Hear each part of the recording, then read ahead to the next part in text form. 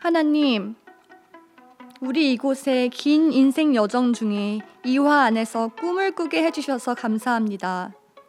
이화의 봄 동산을 아름답게 해주는 목련, 개나리, 진달래, 이화인들의 꿈을 높고 푸르게 만들던 여름날의 풍성한 나무들, 이화 동산을 가을빛으로 물들이던 은행나무들, 눈 덮인 이화의 겨울 언덕들, 선생님들, 후배들, 친구들을 우리 인생 여정에 허락해 주심을 감사합니다. 사랑의 하나님, 우리 이화인들의 봄날을 축복하옵소서. 이화 동산에서 열심히 준비하고 최선을 다했지만 가슴 설레이면서도 두렵습니다. 힘과 용기를 주옵소서. 사랑의 하나님, 이제 곧 맞이하게 될 이화인들의 여름날을 축복하옵소서. 좋은 사람 만나 아름답게 사랑하게 하시고 보람 있는 일터에서 땀 흘려 일하게 하옵소서. 사랑의 하나님, 가을에는 성숙한 열매로 연근은 이화인 되게 하옵소서. 이웃을 돌보는 넉넉한 마음을 주옵소서. 자신이 비워가며 더욱 충만해지는 가을나무처럼 하나님께 향한 영혼의 심지를 돋워 기도하게 하옵소서. 사랑의 하나님, 겨울에는 우리 이화인들과 더 가깝게 계시옵소서. 홀로 눈밭을 걸어갈 때 너무 춥고 외롭지 않도록 행하여 주옵소서. 지나온 발자국을 되돌아볼 때 부끄럽지 않게 하옵소서. 이 땅에 태어나게 하시고 이화인 되게 해주셔서 감사드립니다. 선한 목자이신 예수님, 우리 이화인들의 발걸음을 지켜주시고 선한 길로 인도하여 주옵소서. 예수님의 이름으로 기도드립니다. 아멘. 여러분 안녕하십니까? 이화 창립 134주년을 기념하는 이화 감사 찬양 예배 일부 예배를 시작하겠습니다. 올해 이 예배는 코로나 바이러스로 인해서 각자의 자리에 흩어져서 온라인 녹화 예배로 드립니다. 비록 우리들의 몸은 떨어져 있지만 23만 이화 동창의 마음은 하나님의 사랑과 은혜 안에서 하나로 이어져 있음을 믿습니다. 이 예배를 통해 우리 이화 안에 계시고 항상 동행하시는 하나님의 영광과 그 아름다움을 보시기 바랍니다. 오늘 우리의 찬송을 대신해서 Music for You가 특조를 들려주시겠습니다. 곡명은 왕이신 나의 하나님. Music for You는 우리 학교 음악대학 기도 모임에서 만나서 지금까지 하나님을 찬양하며 함께 예배드리는 그런 예배 공동체입니다. 바이올린의 이정은, 최윤나, 피아노의 조민지 씨가 수고하겠습니다.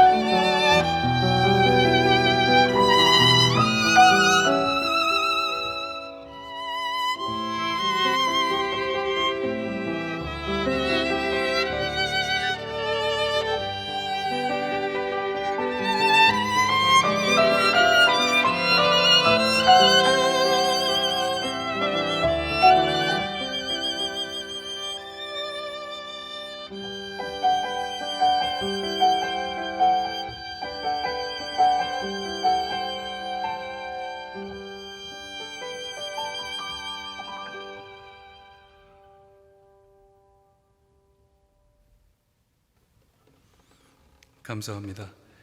아름다운 선율로 하나님의 아름다움과 영광을 우리에게 보여주시고 들려주신 뮤직 포 유에 다시 한번 감사드립니다. 오늘 주신 하나님 말씀 요한일서 4장 18절 제가 읽겠습니다. 사랑 안에 두려움이 없고 온전한 사랑이 두려움을 내쫓나니 두려움에는 형벌이 있음이라. 두려워하는 자는 사랑 안에서 온전히 이루지 못하였느니라. 잠시 온전한 사랑은 두려움을 내쫓나니라는 제목으로 하나님의 은혜를 나누고 싶습니다. 지금 우리나라만이 아니라 온 세계가 코로나 바이러스로 고통받고 있습니다. 수백만 명이 감염되고 수만 명이 사망했습니다. 어서 빨리 이 환란에서 벗어나 모두가 평화로운 일상을 회복하기를 기도해야 하겠습니다. 그런데 사실 전염병은 어제 오늘의 일이 아닙니다. 우리 이화 간호과학 연구소가 기획한 책 이화 간호교육의 처음을 연 사람들, 마가렛 에드먼즈와 이정혜라고 하는 그 책 안에는 구한말 전염병과 그리스도인들의 헌신에 관한 이야기가 실려 있습니다. 조선 왕실은 변화의 속도를 내고자 했지만 한 발 늦은 개방은 늘 힘에 부쳤습니다.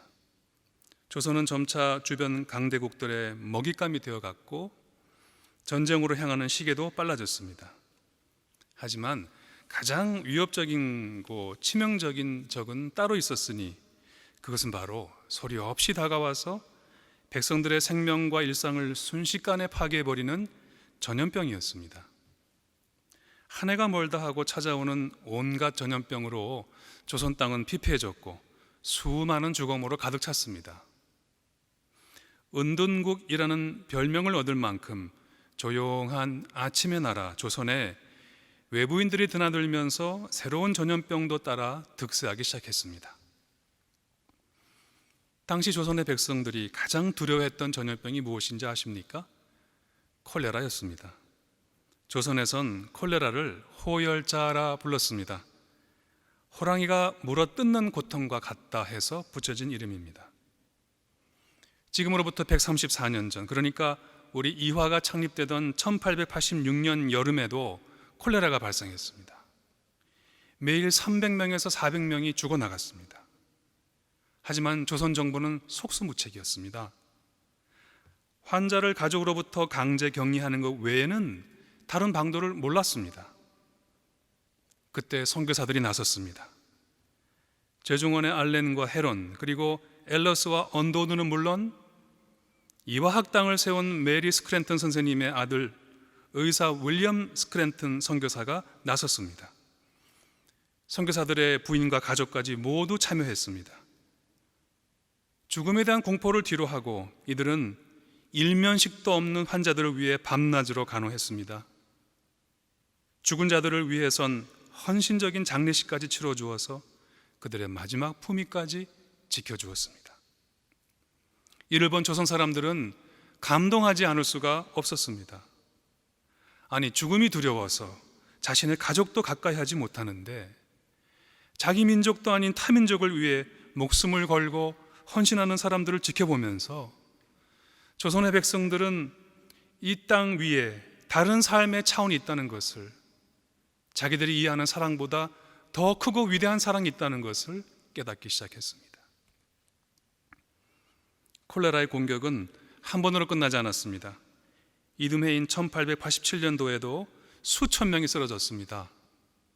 8년 뒤 1895년에 청일전쟁이 끝나고 찾아온 콜레라는 더욱 위협적이었습니다.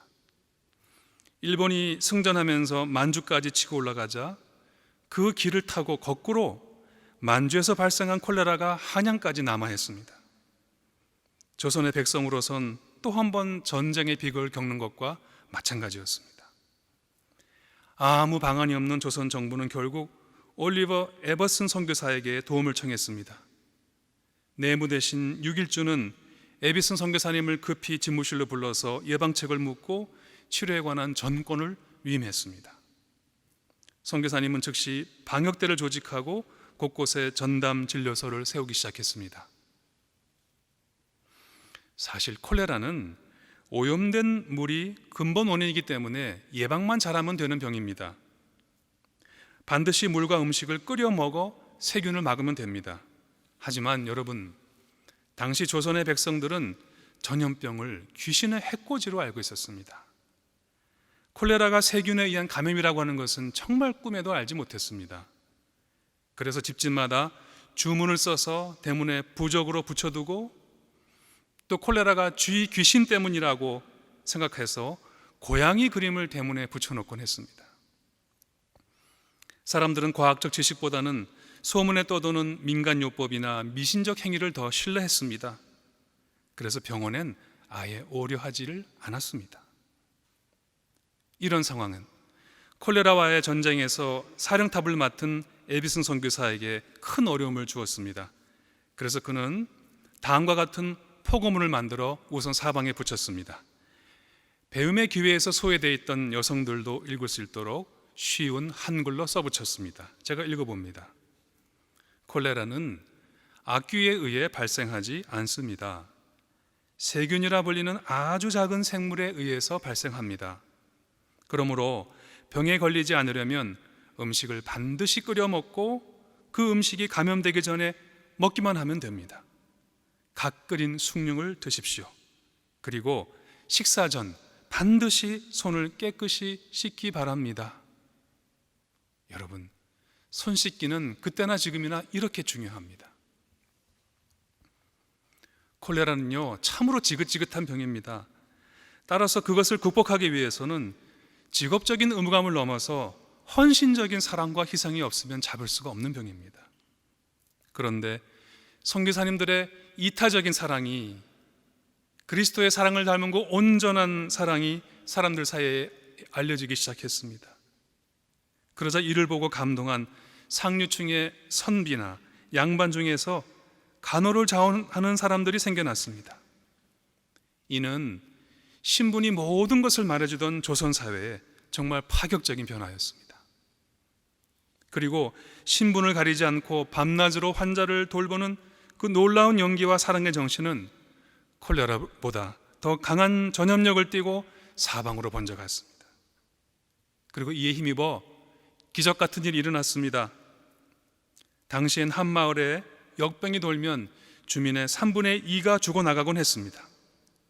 콜레라는 턱 심한 병이어서 조선왕조실록을 보니까 1821년에 콜레라가 이 땅에 들어왔을 때는 이 병에 걸린 사람들 중에 하나둘도 살아남지 못했다고 했습니다. 그러니까 요즘 말로 치명률이 무려 80%에서 90%에 달했던 병입니다.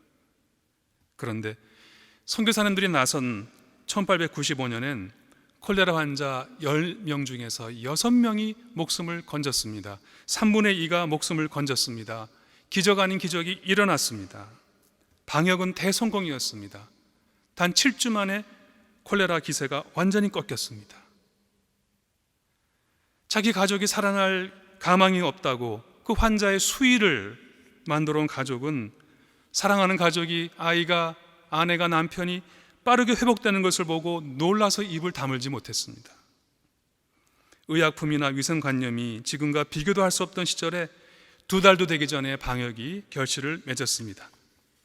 여러분, 그러자 사람들 사이에, 백성들 사이에 소문이 돌기 시작했는데, 기독교 병원에만 가면 살 수 있어, 기독교 병원에만 가면 산대 라는 소문이 돌기 시작했습니다. 푸른 눈의 서양 사람들이 아이들을 잡아다 몰래 팔아넘긴다는 소문으로 이화학당을 비롯해 학교에 아이들을 보내지 않으려고 하던 그런 시절입니다. 그런데 서양의 의술에 대한 조선 사람들의 편견이 바뀌기 시작했습니다. 예수 그리스도 안에 있는 생명의 복음에 조선의 백성들이 마음을 열기 시작한 것은 바로 이때부터입니다.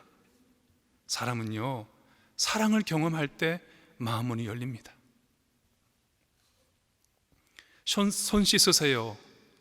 여러분, 이 단순한 한마디가 125년 전에 조선을 구했습니다. 사실 질병 자체보다 질병에 대한 무지와 오해가 더 큰 두려움과 희생을 불러오지요. 특히 빠르게 퍼지는 전염병은 환자의 고통도 문제지만 순식간에 사람들을 혼란에 빠뜨리고 집단적인 공포로 몰아넣습니다. 그리고 두려움이 만들어낸 허상에 사로잡힌 대중은 불행한 선택을 반복합니다. 잘못된 정보와 확인되지 않은 루머는 치료의 기회조차 빼앗아 갑니다.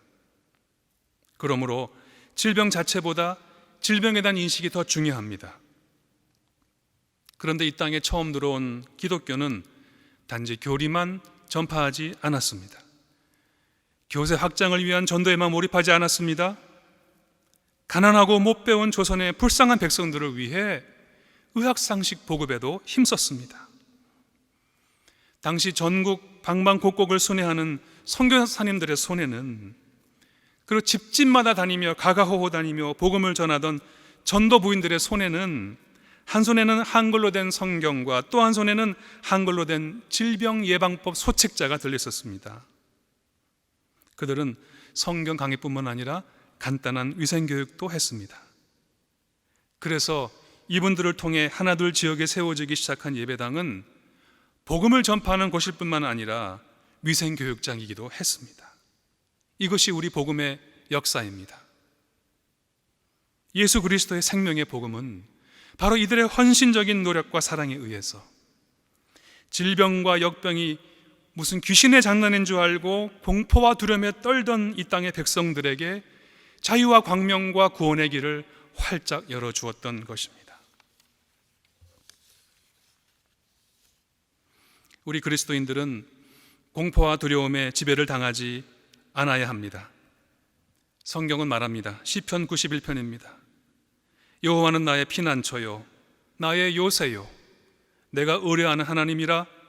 그가 너를 새 사냥꾼의 올무에서와 심한 전염병에서 건지실 것이미로다. 그러므로 어두울 때 퍼지는 전염병과 밝을 때 닥쳐오는 재앙을 내가 두려워하지 아니하리로라. 여러분, 하나님은 우리를 모든 질병과 두려움으로부터 구원하시는 분입니다.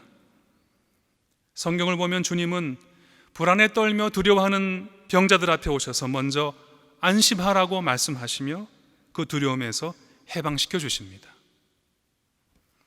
사람들이 침상에 누운 중풍병자를 데리고 왔을 때 예수님은 그들의 믿음을 보시고 병자에게 이렇게 말씀하신 구절이 마태복음 9장 2절에 나옵니다. 작은 자야 안심하라 내 죄사함을 받았느니라. 또한 12해 동안이나 혈루증을 앓던 여인이 예수님의 겉옷만 만져도 구원을 받겠다고 생각하고 예수님의 뒤로 다가가 그의 겉옷가를 만졌을 때 예수께서는 자신의 몸에서 힘이 빠져나간 것을 아시고 돌이켜 그에게 말씀하셨습니다. 여러분, 그 여인이 얼마나 두려웠겠습니까? 많은 대중이 모인 그런 공공의 장소에서 이스라엘 여성이 남성에게 손을 댄다는 것은 매우 위험한 일이었습니다. 예수님이 말씀하셨습니다. 딸아 안심하라 내 믿음이 너를 구원하였도다. 그리고 제자들이 갈릴리 바다에서 사나운 풍랑을 만나 죽게 될지 모른다는 두려움에 벌벌 떨고 있을 때 어둠을 뚫고 바다 위를 걸어서 제자들에게 다가가신 예수님은 이렇게 말씀하셨습니다. 안심하라 나니 두려워하지 말라. 예수님은 이렇게 병들고 지치고 고통받고 두려움에 떨고 있는 사람들에게 다가오셔서 안심하라고 위로해 주시며 치유하시고 구원해 주시는 분이십니다. 과학자들이 이런 실험을 했습니다. 장독대 안에 물을 넣고 쥐를 빠뜨려보는 조금은 야만적인 실험입니다. 항아리 입구를 막아서 캄캄하게 했더니 3분 뒤에 쥐는 모두 다 죽었습니다.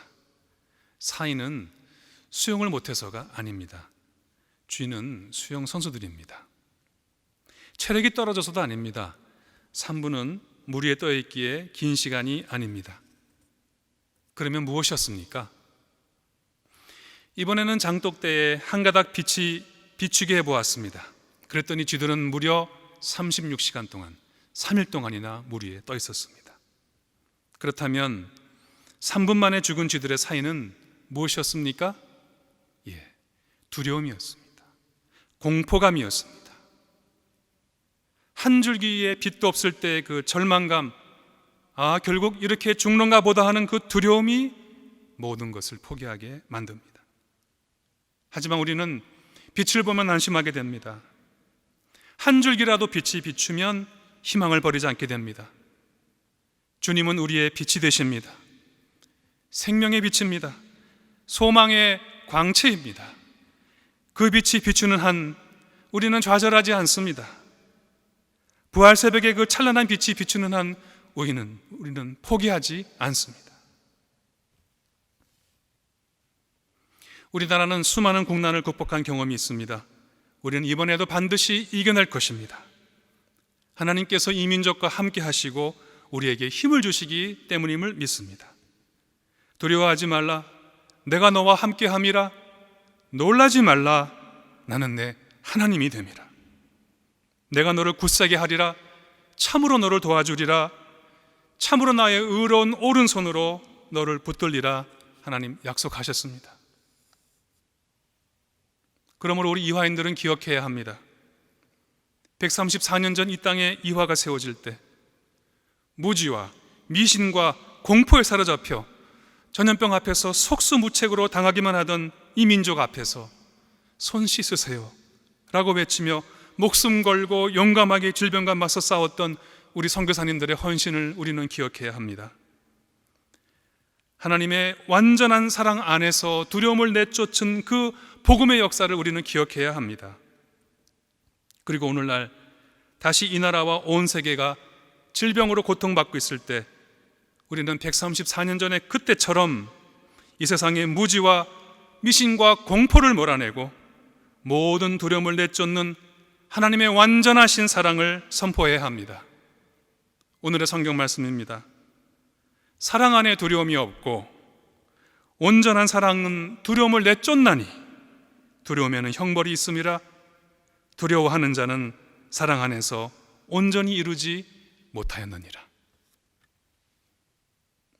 경애하는 이화의 동창 여러분, 이화의 이 복음의 역사를 기억하십시오. 그리고 자랑스러워하십시오. 그리고 언제나 여호와를 기뻐하십시오. 여러분의 마음의 소원을 이루어 주실 것입니다. 또 여러분의 길을 여호와께 맡기십시오. 그를 의지하면 그가 이루실 것입니다. 그리고 134년 전에 그러셨던 것처럼 우리 이화를 오늘 이 세계의 정오의 빛과 같이 세상을 밝힐 빛으로 나타내실 것임을 믿습니다.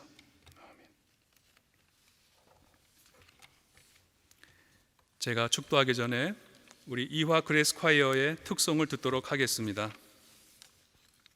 이화 그레이스 콰이어는 우리 학교 종교음악과 동창 합창단입니다.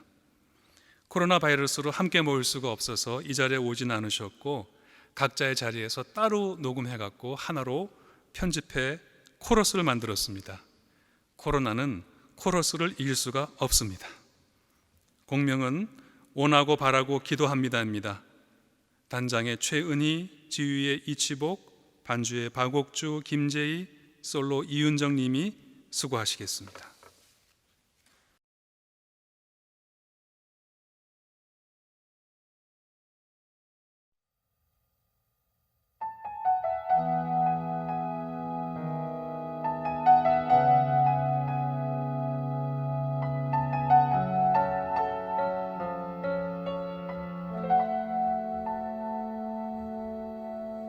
이 세상을 살아가는 동안에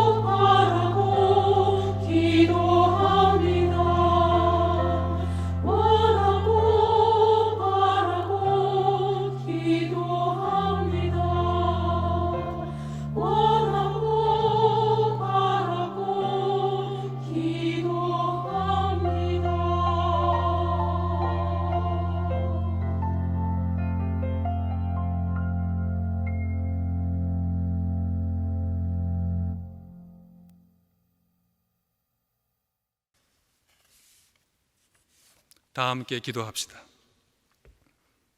전능하신 하나님, 우리에게 이화를 주셔서 감사합니다. 이 나라 여성들에게 이화라는 은혜의 선물을 주셔서 감사합니다. 이화 창립 134주년을 맞아서 하나님의 이 온전한 사랑의 역사를 기억하며 다시 우리 이화가 어둡고 두려움 많은 이 세상에서 하나님의 진리 등대로 소망과 생명의 빛을 널리 비추게 하옵소서.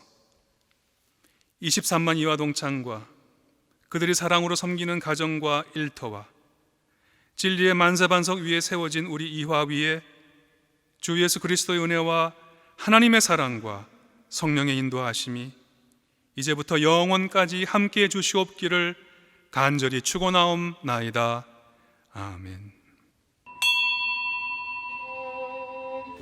안녕하세요. 김혜숙 총장입니다. 여기 여러분들 어딘지 아세요? 여기 에다 기도실입니다. 여기 이 에다 기도실에 오면 저는 항상 여기 그 나무 의자에 새겨진 이 십자가를 참 아주 인상 깊게 바라보게 됩니다.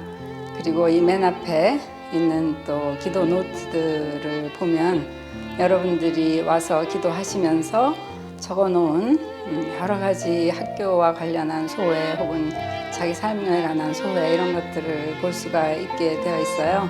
여러분들도 언제든 기도하고 싶으실 때 이 장소를 활용하실 수 있을 것 같습니다.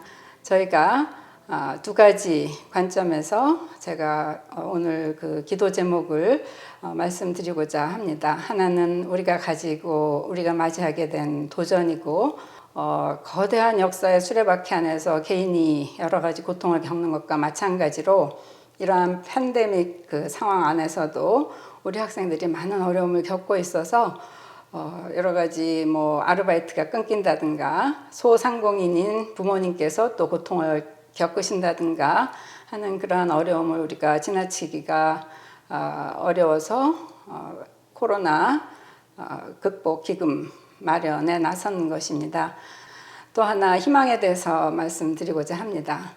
우리가 억지로 맞이하게 된 이 도전의 시기이지만 이화여대는 일찍이 온라인 1학기 온라인 교육을 하기로 결정을 한 바 있습니다. 이러한 시대에 이화여대가 기술과 여성이라고 하는 그러한 것을 엮어서 이 디지털 시대를 선도하는, 그래서 이제까지 여성들이 단순한 기술의 소비자로서 역할을 했었다고 하면 이제는 기술을 주도하고 기술 발전을 주도하고 그래서 좀 더 평등하고 평화로운 세상을 구현하는데 여성이 기여할 수 있는 그러한 기회를 맞았다고 생각을 합니다. 그래서 이러한 미래에 대한 희망을 품고 우리가 나아가는 데 있어서 동창 여러분들도 함께 동참해 주시면 감사하겠습니다. 감사합니다.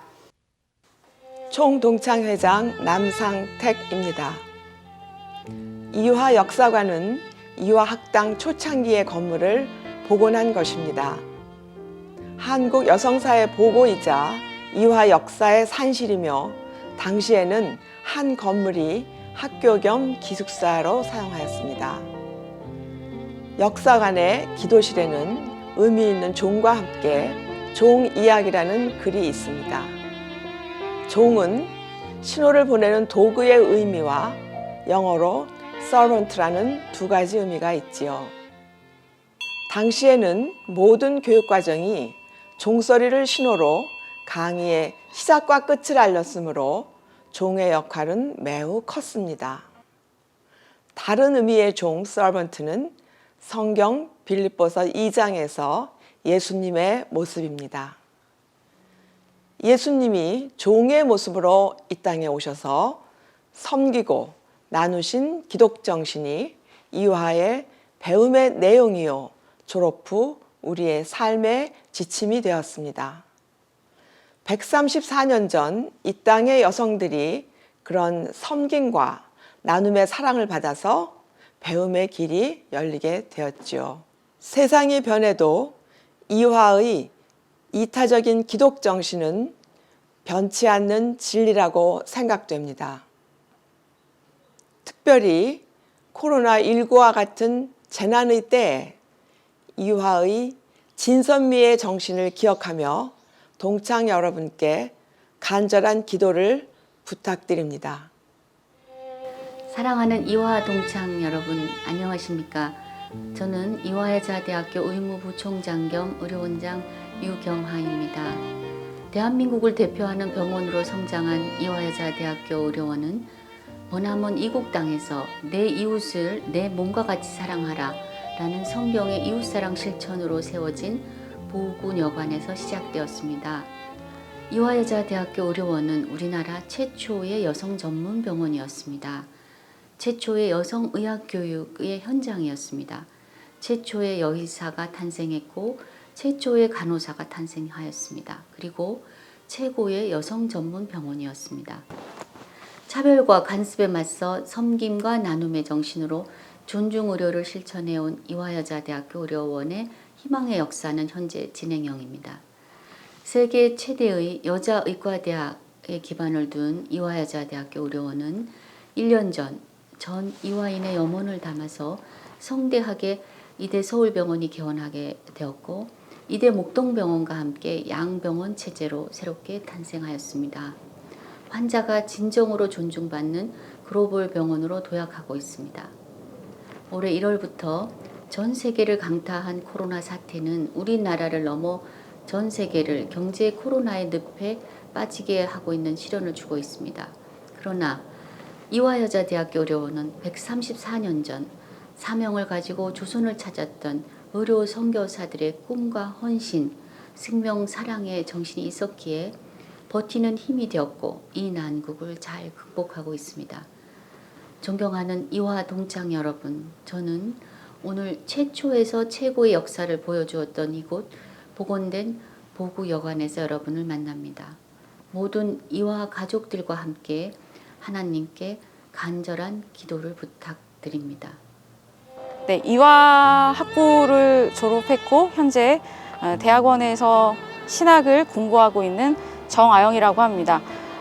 오랜 삶을 살지는 않았지만 답을 찾지 못하고 어떻게 살아야 할지 알지 못할 때 그때마다 저를 인도해 주시고 함께 해 주신 하나님의 은혜에 대해서 고백하지 않을 수가 없습니다.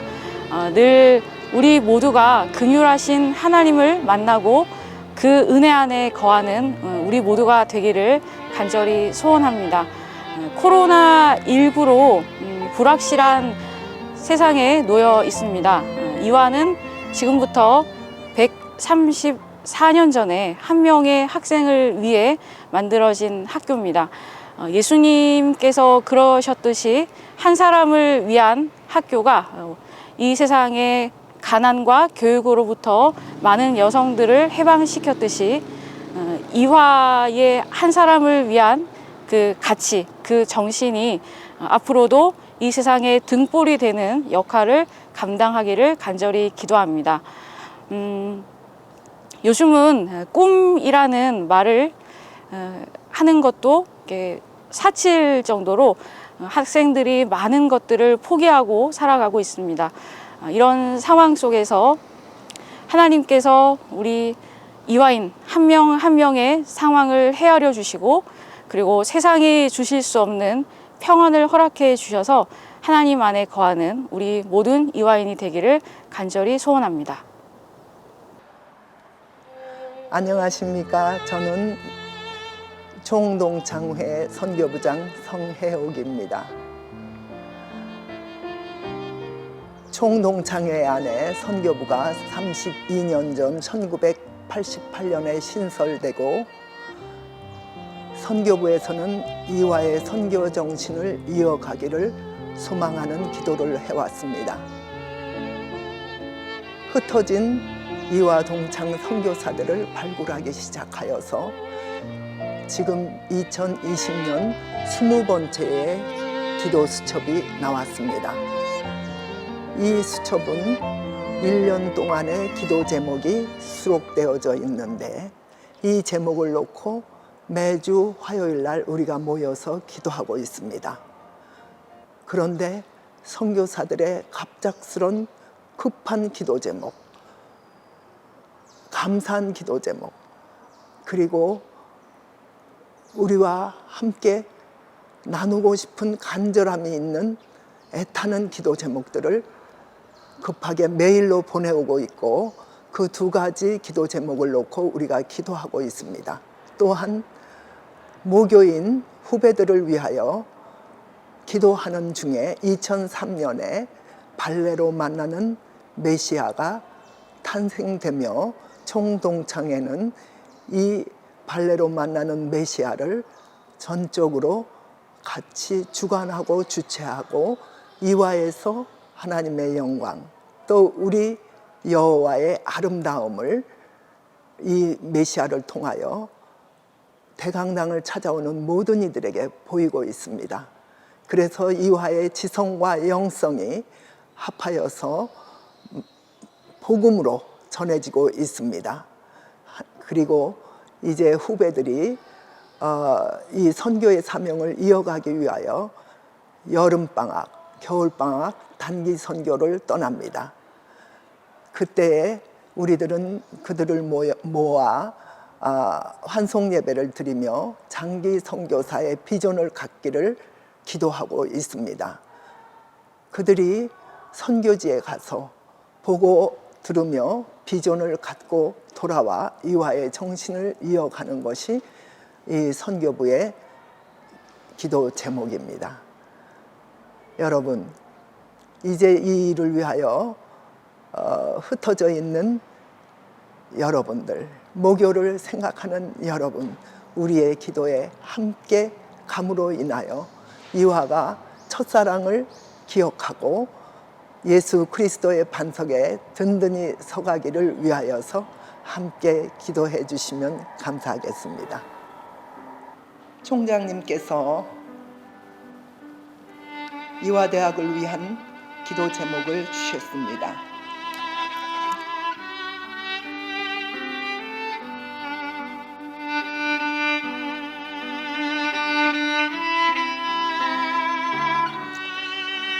이화 동창들과 동창회를 위해서 동창 회장님께서 기도 제목을 주셨습니다.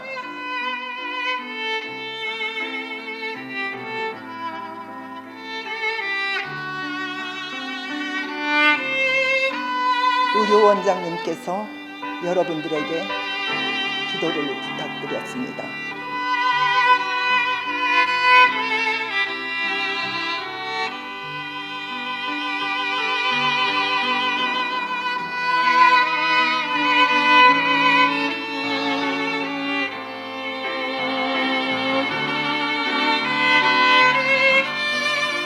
학생을 대표하여 우리에게 기도 제목을 줬습니다.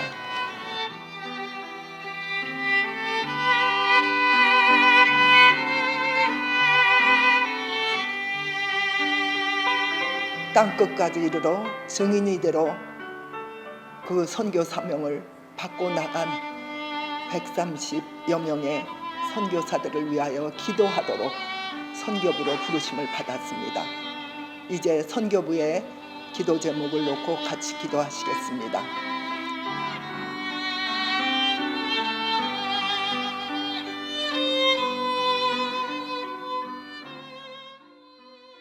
예수님의 거룩하신 이름으로 기도드리옵나이다. 아멘. 네, 선배님, 오랜만에 저 학교 오니까 너무 기분이 좋고 또 이렇게 감사 찬양제에 선배님과 함께 이렇게 선배님의 이야기를 듣고 또 이렇게 나눌 수 있는 시간을 갖게 되어서 너무 감사하고 설렙니다. 제가 선배님의 책과 또 영상을 보면서 여러 가지 궁금한 게 많았어요. 선배님의 대학 시절이 궁금하더라고요. 그래서 혹시 짧게라도 선배님이 어떠한 대학 시절을 보내셨는지. 네, 1학년 때는 꽤 많이 방황을 하면서 학교에 적응을 못한 상태로 지내다가 그래도 주변에 좋은 친구들이 계속 이렇게 저를 격려해주고 독려하면서 그래서 그래서 좀 정신을 차렸던 것 같아요. 그래서 학교 열심히 좀 다니기 시작한 게 한 3학년부터 네, 공부도 좀 하면서 네, 그랬었죠. 네. 그러면 유아교육과도 혹시 네. 아이들을 향한 뭔가 마음이 있어서 선택하신 건지 궁금하거든요. 네. 아니, 그냥 아이들은 워낙 좋아하긴 했었는데 네. 처음부터 뭐 유아교육과를 가고 싶다 이렇게 생각해서 전공을 택한 건 아니었고요. 네. 그 당시 이제 저희는 그 당시에 이제 완전히 학교 그 학생 식당에서 원서 접수를 오프라인으로 받을 그 시절이었으니까요. 거기 와서 식당에서 막 떡볶이 같은 거 먹으면서 무슨 과를 써야 되나 이제 네 그런 와중에 이제 저희 엄마는 계속 마음에 생각이 있으셨나 봐요. 그래서 하나님께서 저를 통해서 사람을 키우는 그런 역할을 하기를 원하신다는 기도 응답이 있었고 그래서 엄마가 이제 저에게 유아교육과를 가면 좋겠다. 그래서 네, 저는 그 당시에는 이제 원서를 쓰고 돌아가면서 이제 생각지도 않은 과를 쓰고 오면서 막 눈물을 흘리면서 근데 너무 감사했던 것 같아요. 지나고 나면서 학교에서 이대에서 공부하면서 사실 인간이 태어나서 가장 먼저 필요한 것들 지식뿐만 아니라 인간이 태어나서 어른으로 성장하기까지의 그 시작 부분에 대해서 어떻게 교육하고 사람이 어떻게 성장하는지 배운 것이 저한테 지금 돌아보니 지금 전 사회복지를 하고 있는데 네, 되게 너무 많이 도움이 되었고 사실 제가 사고 이후에 또 완전히 다시 태어난다는 마음으로 살았거든요. 그 당시에 23살이었지만 그냥 난 3살이다 이러고 살았어요. 근데 그러면서 그때 유아교육과에서 배웠던 것들이 다시 이제 인간을 다시 유아로서 살아간다는 그런 마음, 나에게 지금 필요한 거는 뭔가, 무엇이 더 발달되어야 하나, 그런 생각들 많이 적용하게 됐었던 것 같아요, 개인적으로. 네네. 그러면 교수님께서 네. 제가 지금 부모님 얘기를 잠깐 말씀하셨는데요. 부모님의 믿음이 그럼 있으셔서 어릴 때부터 이렇게 신앙 교육을 받고 자라오신 건가요? 저는 제가 초등학교 3학년 때부터 교회를 다니기 시작했고요. 그 전까지는 저희 어머니는 완전 안티. 저희 어머니는 완전 안티 크리스찬이셨는데 저희 외할머니가 당시 60대가 아직 안 되셨었는데 갑자기 폐암 말기라는 선고를 받으면서 저희 엄마가 그 얘기를 듣고 병원을 나오시면서 사람들이 이제 내가 그동안 싫어했던 크리스찬들이 계속 옆에서 전도했던 말이 딱 떠올라셨대요. 그래서 그 말이 예수님 믿으면 천국 간다. 그래서 엄마 생각에 엄마가 지금 여기서 돌아가셔도 우리가 예수님을 믿으면 다시 천국에서 만날 수 있다. 그냥 정말 딱 그 마음 하나로 그때부터 저희 온 가족이 교회를 다니기 시작했어요. 저희 엄마 5남매신데 그러고 나서 교회를 열심히 다녔죠. 그리고 할머니는 한 2년 정도 더 사시면서 저희가 그러니까 정말 할머니의 병 낫는 것만 기도하다가 좀 믿음이 성장할 즈음 할머니는 천국으로 가셨고요. 그리고 이제 제 사고가 있고 나서 그 일이 얼마나 감사한 일이었나. 엄마 옆에서 계속 듣기 싫어했지만 전도했던 분들도 너무 감사하고 그 일로 인해서 우리가 이런 어려움을 겪었을 때 하나님을 먼저 알았고 그래서 그 힘으로 이 일을 지나갈 수 있는 게 참 감사하다. 네. 그렇게 생각됐죠. 제가 선배님의 책을 보면서 선배님의 가족 사진이 있었어요. 근데 그 모습이 웃고 계셨는데 너무 아름답더라고요. 그리고 모든 또 사람들이 되게 부러워할 만한 그런 가족이신 것 같아서 들으니까 되게 몰랐던 사실도 들으니까 이렇게 이런 고난 속에서 또 할머님의 또 아픔을 통해서 어머니가 믿음을 갖게 되고 또 선배님의 또 아픔의 과정을 통해서 또 그 믿음을 더 성숙하게 만들어 주셨던 것을 또 알게 됐어요. 그러면 선배님께서 사고를 마주하게 되신 지 20년이 되셨나요? 네, 이제 20년이에요. 네. 선배님께서 그 사고를 마주하시면서 힘들었던 것들 중에 가장 선배님이 되게 힘들게 겨뤘고 힘들게 싸웠던 부분은 어떤 부분인지? 물론 이제 사고가 처음 있고 그걸 사고가 났다는 걸 알게 되고 제 상태가 어떻다는 것도 알게 됐을 때는 물론 굉장히 극심한 육체의 고통이 있었지만 그래도 그때는 여기서 살아서 나가면 수술만 받으면 괜찮아질 거라는 기대가 있었어요. 그래서 그래서 이제 다 열심히 참고 서로 다독이면서 또 하나님 의지하면서 그 시간을 버티고 나왔는데 정작 이제 1차 수술이라는 걸 다 마치고 그게 한 7개월이 걸렸는데요. 피부 이식 수술을 다 마치고 피부가 없어진 상태가 된 거니까요. 그래서 피부 이식 수술을 한 거였는데 이제 피부 이식 수술이라는 걸 잘 몰랐던 거죠, 그 전에. 그러니까 뭐 영화에서처럼 피부를 옮겨 심는다고 해서 그 전의 상태와 똑같아지는 게 절대 아니라는 걸 이제 경험을 하게 되는 거니까 이게 영화와 다르다. 네, 그러면서 이제 저는 얼굴에 화상을 입어서 무엇보다 이제 내가 과연 누구인가라는 거에 다시 부딪히게 됐던 것 같아요. 이제 사람이 이제 한 사람을 정의할 때 뭐 이름을 말하고 얼굴을 뭐 우리 증명하는 무슨 뭐 아이디에도 다 얼굴 사진이 있듯이 그럼 나는 누구지? 라는 생각을 하게 됐던 것 같아요. 새로운 나를 거울로 처음 보게 되었을 때 그 충격이 되게 가장 어려운 일이었던 것 같아요. 네. 선배님 말씀을 들으니까 그 간증과 그 책에 있는 내용들이 하나하나 순서적으로 지금 떠오르는데요. 그럼 나를 다시 찾아가고 그리고 새로 하나님 안에서 나의 정체성을 또 확인하고 또 그것을 확립하는 시기가 됐던 것 같은데요. 하나님이 나를 바라보실 때 정말 그 사랑의 눈길로 그리고 사랑의 속삭임으로 항상 나를 사랑한다 하시는데요. 그 선배님께서 쓰신 책 제목이 지선아 사랑해이잖아요. 근데 그 사랑의 하나님에 대해서 조금 더 나눠주시면 좋을까요?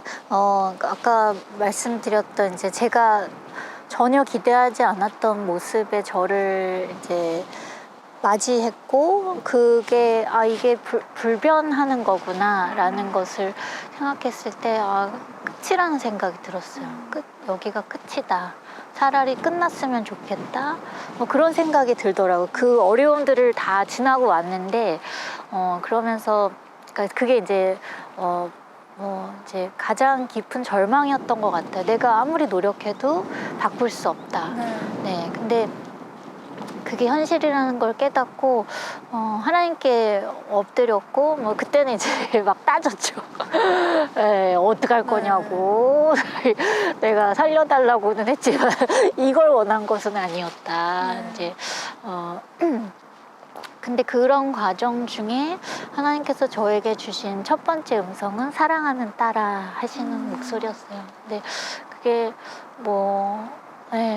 그냥 나는 나조차 인정하고 싶지 않은 모습이었지만 하나님은 여전히 내가 어떠한 모습이든 상관없이 나를 사랑하는 딸아 부르시는 분이셨고 또 그게 부인할 수 없이 제 가족들이나 친구들이나 이모 삼촌들 교회 식구들까지 다 제가 너무 달라진 모습인데도 저를 다르게 대하지 않으셨어요. 참 인격이 성숙하신 분들인 것 같아요. 그래서 그런 모습, 그런 마음, 그런 상황들을 통해서 하나님이 나를 여전히 사랑하시는구나. 이분들이 사랑하는 나를 내가 이렇게 마음대로 끝을 정하고 버리면 안 되는 거구나. 이게 내 삶이라는 게 결국 나 굉장히 항상 인생은 너무나 나 혼자만의 싸움이다 이렇게 생각했어요. 병원에서 이제 수술실에 더 이상 부모님이 들어오실 수 없잖아요. 근데 그 생각을 늘 했었는데 아 혼자가 아니다라는 생각을 하게 됐던 것 같아요. 그래서 네.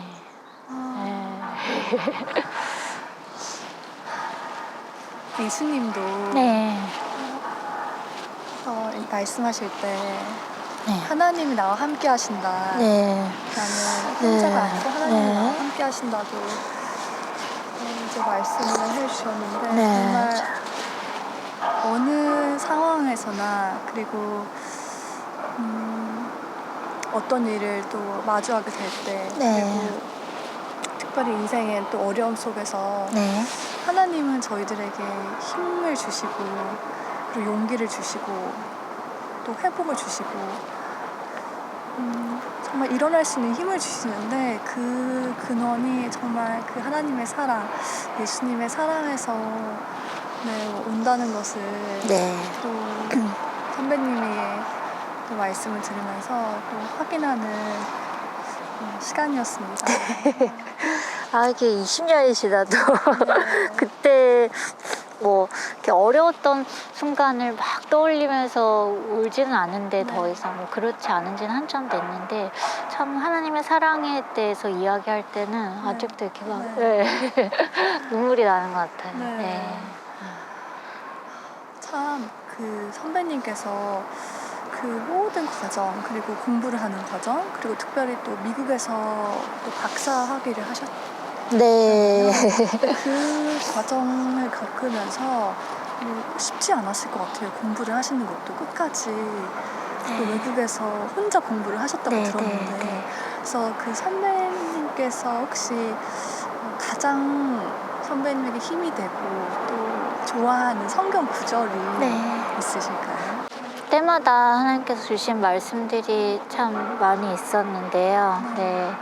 그래도 제가 요즘에 간증하면서 나누는 말씀인데 고린도후서 4장 6절 7절의 말씀인데 세상에 빛이 빛이라 말씀하신 하나님께서 예수 그리스도의 얼굴에 있는 하나님의 영광을 알게 하는 그 빛, 그 빛의 주인께서 빛을 만드신 분이 예수님 얼굴에 있던 그 빛이 우리 마음에 비추셨느니라 이렇게 말씀, 그게 이제 6절의 말씀이에요. 근데 정말 돈 주고는 살 수 없는 정말 진짜 빛이 우리 안에 이미 하나님께서 뭐 아주 하나님의 주도로 주인의 마음대로 그렇게 우리 마음에 그걸 주셨다는 거예요. 근데 우리가 물론 너무나 빛과 어울리지 않는 때도 많아요. 제가 이렇게 막 간증을 하고 사람들에게 알려진 사랑이지만 저도 뭐 이렇게 완벽하지 않잖아요.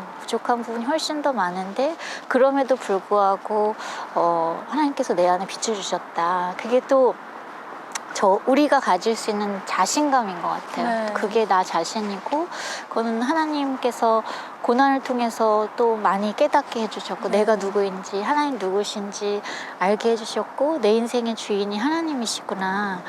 그건 그 진리인 것 같아요. 그 빛을 우리 안에 자매님 안에도 이걸 보시는 분들 안에도 모두 다 주셨다는 거예요. 그걸 깨닫게 되고 그러면서 그 7절 말씀에 그렇기 때문에 우리가 그 빛을 이 귀한 보물을 질그릇에 가졌다고 말씀하시는데 저는 뭐 정말 질그릇 중에도 되게 너무나 이게 진짜 겉모습이라면 너무나 보잘것없는 그릇이고 저는 어쩌면 막 다 깨어졌었던 다시 조각조각 붙여진 정말 세상 사람들 보면 저기에 이제 뭘 담을 수 있겠어. 무슨 그릇이나 되겠어? 이렇게 말하던 그릇이었는데 하나님께서는 제 안에 빛을 주셨고 무엇보다 깨진 그릇을 통해서 하나님 그 빛이 새어나가기가 좋은 그릇을 만들어 주신 것 같아요. 그래서 그 말씀 끝에 그래서 나로부터 나오는 모든 것들이 정말 나로 인함이 아니라 하나님께서로부터 분으로부터 말씀을 이 빛의 주인이신 분으로부터 말씀을 증거하는 그런 삶을 살 수밖에 없구나 네. 하는 걸 깨닫게 되었어요. 그래서 그 말씀을 이렇게 이제 나누었는데요. 네, 그래서 그게 저뿐만 아니라 사실 우리 모두에게 주신 말씀이고, 네, 우리가 깨닫지 못하지만 사실 우리 안에 그 빛이 모두가 있고, 그리고 그 빛을 계속 발견해 나가는 게 우리 인생인 것 같아요. 네. 그래서 그 빛이 우리를 통해서 계속 퍼져 나가도록, 계속 새어 나가도록 사는 삶이 크리스찬의 삶이 아닐까, 뭐 그런 생각을 합니다. 아멘입니다. 제가 선배님께서 말씀하시는 뭐 내용과 그 네. 선배님의 표정과 모든 선배님의 또 향기를 느끼면서 정말 네. 예수님의 향기가 전해지는 것 같아요. 네. 전 선배님을 볼 때 네. 정말 너무나도 아름답구나, 너무나도 아름답다, 그러한 고백을 하게 되고 그러한 마음을 느끼는데요. 네. 그 이화하면 네. 정말 아름다움, 정말 그런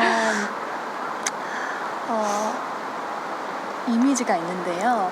어떠한 그 선배님께서 이제 생각하시는, 또 하나님이 또 보시는 그 아름다움에 대해서 조금 나눠주실 수 있으실까요? 이제 저를 통해서 예전부터 하시는 뭐 많은 이야기들이 이제 겉모습보다 뭐 안에 내면의 아름다움에 대해서 얘기하시는데 잘 모르겠어요. 그걸 네. 겉모습도 뭐 중요하다고 생각해요. 저는. 네, 그래서 저 오늘 열심히 화장도 하고 네, 머리도 하고 했는데 근데 이제 그것의 아름다움에 더 귀한 가치를, 조금 더 영원한 것들을 사실은 똑같이 고린도후서에 말씀하고 계시지만 겉사람은 후패해진다고 뭐 그거는 누구나 알고 있는 정말 사실이잖아요. 그래서 거기에 마음을 두고 살면 늘 마음은 실망할 수밖에 없는 것 같아요. 그래서 하나님께서 우리가 우리 안에 있는 것을 더 보도록 말씀하셨고, 아마 이화에서 말하는 가치에서도 그 아름다움도 우리가 인생을 사는 동안, 그리고 그 이후의 삶, 그러니까 영원한 삶에서도 계속 가지고 갈 수 있는 아름다움을 가꾸어가고 지켜야 한다. 말씀이신 것 같아요. 네. 진짜 맞는 말씀이세요. 네.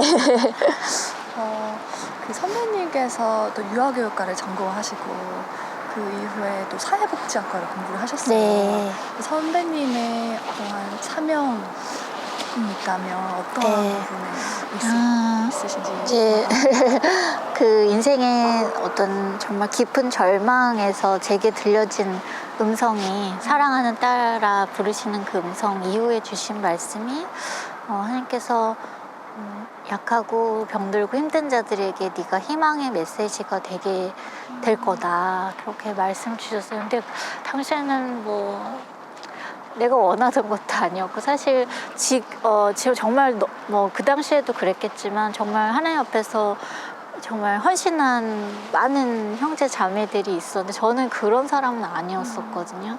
근데 하나님께서 그렇게 부르셨고, 그래서 그 뜻대로 살기를 이제 원하고 지금 그렇게 사는데요. 그래서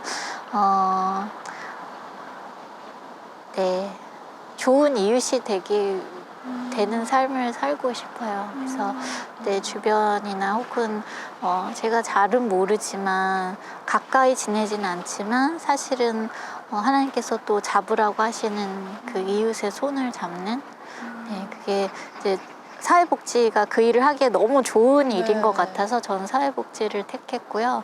그래서 그게 장애인이든 노인이든 아이든 청소년이든, 네, 요즘에는 정말 또 하나님께서 최근에 또 재소자 자녀들을 또 귀하게 만남을 열어주셔서, 네, 또 그 아이들의 손을 잡는 일들을 또 하고 있고, 네, 또 앞으로 어떻게 될지. 혹시 그 재소자 네네. 아이들 이야기를 네. 제가 관심이 많아서요. 아, 그래요? 네. 저도 그 예배에 네. 예배를 섬기러 그 찬양으로 네. 섬기러 몇 번을 갔었거든요. 아, 그래요? 네. 그래서 궁금합니다. 네네. 아, 네. 어디를 통해서 가셨어요? 교회를 통해서 아. 그래서 난양도 갔었고 아, 서울도 그러셨구나. 갔었고요. 네네네. 그리고 또 외국인 예배도 가서 네, 하나님의 정말 또 하나님의 복음이 또 필요한 곳이잖아요. 네. 그래서 저에게 되게 의미가 있었던. 아, 그러셨구나. 네네네. 그러니까 부모님이 다 계시지만 네. 사실 거의 한부모 가정처럼 자라는 아이들도 있고 그 한부모도 거의 이렇게 정말 재난처럼 닥친 일을 겪을 수밖에 없는 거거든요. 물론 부모 중에 한 사람이 죄를 지은 것이지만 때로 그 죄의 대가가 그 나머지 가족들에게 함께 그 일을 겪게 되더라고요. 근데 네, 그래서 그 아이들과 함께 네, 좋은 친구가 되는 그런 일들 네, 하고 있는데 그게 진짜 저한테도 되게 힘이 되더라고요. 네. 네, 그래서 너무 감사한 것 같아요. 네. 교수님. 네. 또 교수님이 되셨잖아요. 네, 선배님이. 네, 선배님이. 선배님이 또 한동대학교 네. 교수님으로 지금 가르치고 계시다는 그런 뉴스도 보고 그러한 이야기를 조금 들었는데요. 교수님, 그리고 선배님 어떠한 또 교수님으로서 학생들을 가르치고 계시는지.